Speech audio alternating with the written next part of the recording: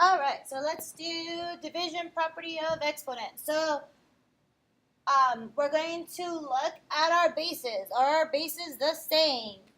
They are. What is it? It's a 4. So I'm going to take that 4, write it down. Remember, like last time, we could do it one of two ways. So let's actually do it the long way, and then we're going to do it the short way. So how many 4s do I have on the top? I have 1, 2, 3, 4, 5. How many do I have on the bottom? I have 2. 1, 2. I can take my marker, cross out the pairs that I have. How many do I have left over? I have 3, so 4 to the third. Or I can use the division property of exponents, write my base, which is 4. What exponents do I have on top and bottom? Well, on the top, I have a 5. On the bottom, I have a 2. And in the middle, I'm going to subtract the 2. So I do 5 minus 2 gives me a 3, and I multiply that out. 4 times 4 times 4, 4 times 2 gives me a 16, times 4 gives me 4 to 6. So it'll be 64. All right? So the shortcut, or the property that we're using now, is that if we are dividing and my bases are the same, we're going to take the exponent and we're going to subtract. So 5 minus 2 gives me 3. 4 to the third is 1, 2, 3 fours. Multiply them out to get 64. Remember, our bases do not change. All right? Our bases do not change.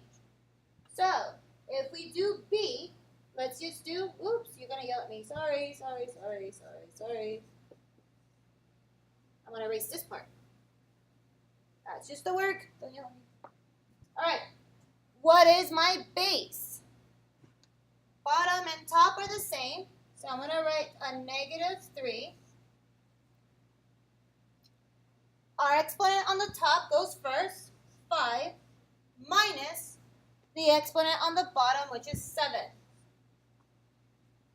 Keep your base, -3. 5 minus 7. Well, 5 minus 7 gives me a -2. It's negative because the 7 is bigger. So 7 minus 5 gives me 2. It's going to be negative because my 7 is bigger. This, I can't touch the -3 yet because I have a negative exponent. So remember, even though we've passed the negative exponent section, 7-1, we're still having to deal with negatives, and we still have to do that first before we can do anything. So I bring this guy down. I put a 1 on top, -3 on the bottom. Once I move that -3, this does become a +2. What this means is I have 2 -3s, and a -3 and a -3 gives me a +9. So my answer would be +9. All right? So again, all we're doing is we're keeping the base the same, taking the top exponent, subtracting it from the bottom exponent. If it gives you a negative exponent, you still have to deal with that first. So we're going to bring this guy down. When I bring it down, the base goes with it. So it's going to be a -3 squared. It's positive now that we moved it. Squared means that I have a -3 and a -3. That just means I'm going to have a 9.